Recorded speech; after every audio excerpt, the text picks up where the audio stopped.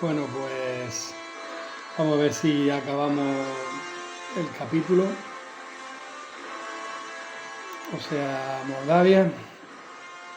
Estamos en capítulo 3. Nos habíamos quedado en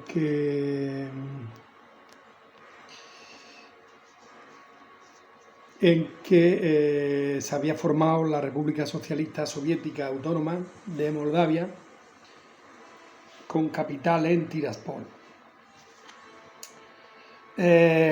Cuando llega la Segunda Guerra Mundial, bueno, un poquito antes, en el pacto Molotov-Ribbentrop, ¿no?, que es pues 15 días antes de que comience la Segunda Guerra Mundial, ¿no?, que empieza el 1 de septiembre de 1939, ¿no?, con la invasión de Polonia. Ahí ya es cuando ya sí le declaran la guerra a Hitler, Inglaterra y Francia. Y entonces, pues en este pacto, que era que sorprendió al mundo entero, ¿no?, como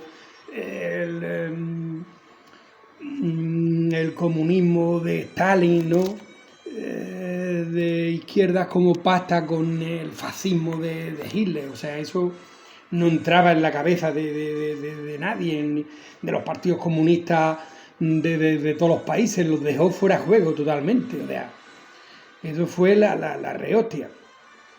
No.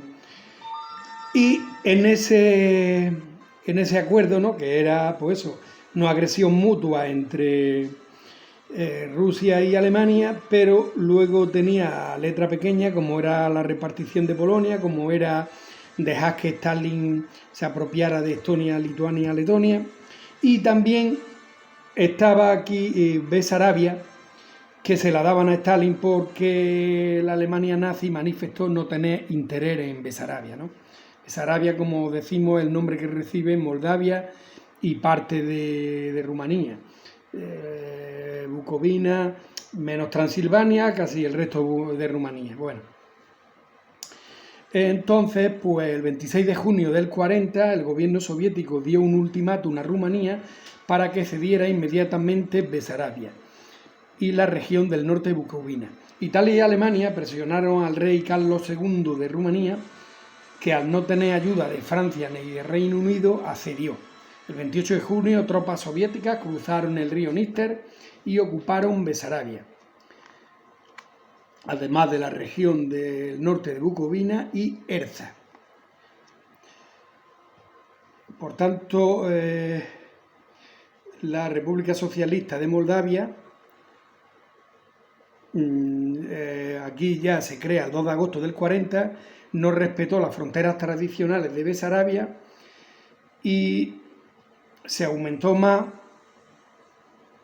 y ya finalmente en noviembre del 40 se fijaron sus fronteras, cediendo los territorios con mayoría ucraniana y aquellos próximos a Rumanía a la República Socialista Soviética de Ucrania, ¿no?, como es la parte esa que dijimos de pegando al mar, o sea que a Moldavia la dejan. Por otro lado, parte de Transnistria, con mayoría de población moldava, fue anexionado también a la República. En abril del 41, dentro de la operación Barbarroja, ¿no?, cuando ya Hitler invade Rusia por 3 sitios, Rumanía, como es aliada nazi, pues recapturó el territorio nuevamente de Moldavia. De esta manera Rumanía se convirtió en un agresor de facto, ¿no?, del que era antes su hermano, su socio, lo que tendrá graves consecuencias después de la guerra.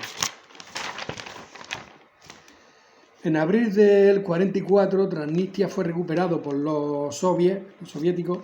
El ejército soviético volvió a recuperar Besarabia y Bucovina, esto ya en el 44, ¿no?, ya después de la agresión de la operación Barbarroja, ¿no?, que era 3 frentes, ya lo hemos dicho muchas veces: el sur buscando el petróleo del Cáucaso, el centro buscando el poder de Moscú y el norte Leningrado para hacerle un sitio y matarlo de hambre. Pero claro, esto se fue complicando La primera complicación fue que los del sur se desviaron a Stalingrado para pegarse el pegote de la ciudad de Stalin, y ahí ya le salió mal, y a partir de ahí ya eso es un antes y un después. A partir de ahí ya se empieza a recuperar. Tuvo un contraataque también, la batalla de Kursk, de los tanques, que también la ganan los soviéticos, o acaba en tabla, pero el hecho de que no ganan los alemanes, pues bueno, total, que ya los soviéticos ya en el 44 ya empiezan a avanzar hacia Berlín. Entonces, pues restauran el poder soviético en Moldavia en abril del 44. Como digo, fue recuperada Transnistria y el ejército soviético volvió a recuperar Besarabia y Bucovina. Incluso ya hasta febrero del 47 ya firmó un tratado de paz que fijaba la frontera soviético-rumana en el río Prut, que es la actual frontera, que es la que el otro día señalé en el mapa, la que yo digo, donde se para el tren y tienen que hacer el cambio de las ruedas para adaptar a los diferentes anchos de vía, y donde también había un puente, porque claro, este río pasaba, había ciudades que había, por ejemplo, Ungueni, y el río pasaba por medio. Pues ya este río, al hacerlo frontera, pues hay una Ungueni moldava y una Ungueni rumana, estando al lado. Y entonces ese puente en concreto, ese lo dinamitaron, ese ya no existe. O sea que ahora hay que ir 50 kilómetros al norte a Esculeni y ahí cruzar allí la frontera, ¿no? Lo fácil que era el puente ahí, pero bueno, las cosas obtusas. Total, que bueno, se restaura el poder soviético, la república se mantuvo dentro de la URSS después de la Segunda Guerra Mundial, ocupando el actual territorio de la República Moldava. Hay una desnacionalización de la población rumana, o sea, un éxodo, se tienen que ir muchos rumanos, incluyendo medidas represoras para los que tuvieran lazos con el antiguo régimen. Claro, hay que tener en cuenta que prácticamente, si no el 80%, eran rumanos. Sin embargo, esto se quedó ahora mismo casi ahí 50-50 o 55-45. Y porque, claro, además se animaba a los rusos y ucranianos a emigrar a Moldavia. Efectivamente, aquí hay uno de los pueblos que está aquí al lado, Razbet, ese es todo de ucranianos. En este periodo se focalizó el desarrollo de la industria en Transnistria y de la agricultura en Besarabia, ¿no?, en Moldavia. En la década, luego ya más tarde, de los 70 y de los 80, Moldavia recibió significativas inversiones del presupuesto soviético para desarrollar viviendas. Hay muchos bloques, pero nada, acabados ahí en bloques de hormigón en vastos. Y bueno, todos con las tuberías por fuera, con el gas. Presupuesto soviético para desarrollar viviendas en infraestructuras industriales y científicas. Estas inversiones se paralizaron abruptamente en el 91, cuando se disolvió la Unión Soviética y Moldavia se proclamó independiente. En el 89, el Frente Popular Moldavo, una asociación de grupos políticos y culturales independientes, manifestaron manifestaciones de ciudadanos de origen rumano, llevó a la designación del rumano como lengua oficial. Eso ya en el 89. Sin embargo, la creciente influencia de los rumanos empezó a generar oposición en dos regiones. Como siempre, los transnistrios, donde se creó el grupo Unidad Unitatea, y Gagauza, donde se creó el grupo Gagau-Jalki. Gagauza es otra región que está al sur, que también, pero vamos, esa no tiene ni frontera ni moneda propia como sí la tiene, o sea que ahí se puede ir a visitar. Esa no la he visitado yo. Hay buen vino también en Gagauza. Las primeras elecciones democráticas de la República Socialista Soviética Moldava se celebran el 25 de febrero del 90. El Frente Popular conquistó la mayoría de los votos. Tras las elecciones Mircea Snegur, un comunista, se convirtió en presidente de la República.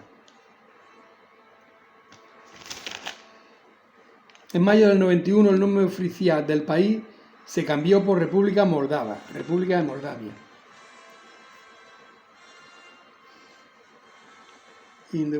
El intento de golpe de Estado de la Unión Soviética contra Mikhail Gorbachev, ¿no?, en el 91, ¿no?, el ejército ruso intentó imponer un estado de excepción en Moldavia, fueron desautorizados por los gobernantes moldavos, que declararon su apoyo al presidente ruso Boris Yeltsin, que lideraba el contragolpe en Moscú. El 27 del 91, tras el fracaso del golpe, Moldavia declaró la independencia de la Unión Soviética. Claro, aquí ya se independizaron prácticamente todas. En octubre, Moldavia empezó a organizar sus propias fuerzas armadas. La Unión Soviética estaba deshaciéndose rápidamente y Moldavia necesitaba impedir que se expandiera la violencia desde la República de Transnistria al resto del país. Sí, porque allí sí hubo una escaramuza, hay varios vídeos por ahí, pero no creo que hubiera, pero sí hubo una pequeña escaramuza. Las elecciones de diciembre, que pusieron a Stepan Topal e Igor Smirnov como presidentes de sus respectivas repúblicas, Gagauzia y Transnistria, y la disolución oficial de la Unión Soviética a final del año, incrementaron las tensiones con Moldavia. O sea que estas dos regiones se declararon independientes. A finales del 91, el reconocimiento formal como Estado independiente por las Naciones Unidas, con el reformista excomunista Mircea Snegur, que ganó las elecciones presidenciales. Tras la independencia se adoptó la bandera rumana como escudo, con un escudo como bandera estatal, y el himno de Rumanía, de Steapta Romane, se utilizó como himno oficial. En ese periodo comenzó un movimiento para la reunificación de Rumanía y Moldavia en dos países. En el 92 Moldavia se vio envuelta en un breve conflicto con insurgentes locales en Transnistria. Esto es lo que yo me refería, esta escaramuza. El alto el fuego fue negociado por los presidentes Mircea Snegur y Boris Yeltsin en julio. Por tanto, se establece una línea de demarcación mantenida por una fuerza de pacificación tripartita, formada por fuerzas moldavas, transnistrias y rusas. Y a cambio Moscú accedió a retirar el ejército, pero hasta ahora no ha retirado sus tropas, ¿no?, porque lo he visto yo. Además, se acordó que Transnistria tuviera un estatus especial dentro de Moldavia y el derecho a secesión en caso de que Moldavia se reunificara con Rumanía. Vale, sí, que ellos tendrán en su constitución que si Moldavia se une a Rumanía, ellos tienen el derecho a separarse, supuesto que Transnistria nunca ha formado parte de Rumanía. Pero de todas maneras hicieron un referéndum y la fiebre esa de unirse a Rumanía ya se les quitó. Aunque bueno, Rumanía les proporciona nacionalidad rumana a cualquier moldavo que quiera. Se hace su pasaporte moldavo, es rumano, y automáticamente ya es de la Unión Europea. No del espacio Schengen, de la zona euro, pero sí de la Unión Europea. En el 93 Moldavia empezó a distanciarse de Rumanía, ¿no? Lo que yo he dicho, la Constitución adoptada en el 94 usaba el término lenguaje moldavo en lugar de rumano, y cambió el himno nacional a limba nuestra, a nuestra lengua. En el 94 se celebraron elecciones parlamentarias que los observadores internacionales describieron como limpias y justas, a pesar de que las autoridades de Transnistria no permitieron votar allí y llamaron a sus habitantes a la no participación. El nuevo Parlamento, con el Partido Agrario Democrático de Moldavia a la cabeza, y Mircea Ion Snegur firmó su adhesión a la Asociación para la Paz impulsada por la OTAN. O sea, que quieren entrar en la OTAN y en la Unión Europea, pero claro, tienen que cumplir una serie de requisitos. Y en un referéndum en marzo del 94, la mayoría de los votantes decidieron continuar con la independencia. Este es el que yo me refería, la Comunidad de Estado Independiente.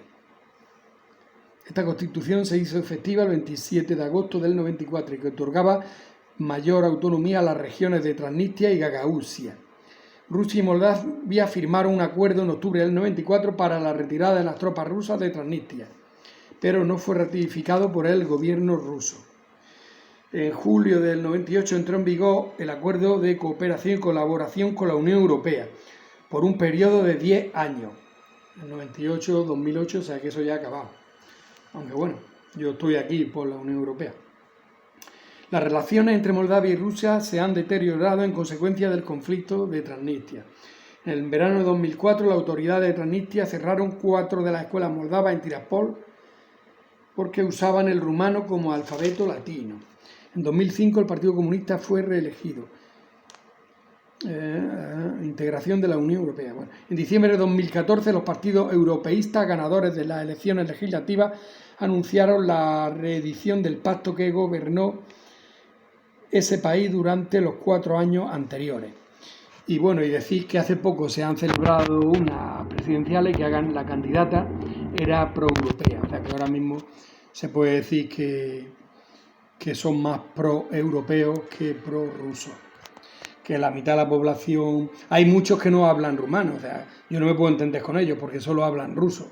Son de estos, digamos, tercos, antiguos y que también se creen superiores. Pero bueno, no hay nadie más que nadie.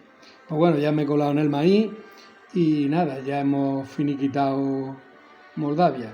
Queda pendiente Rumanía cuando me la mande mi colega Dionisio. Pues venga, hasta pronto.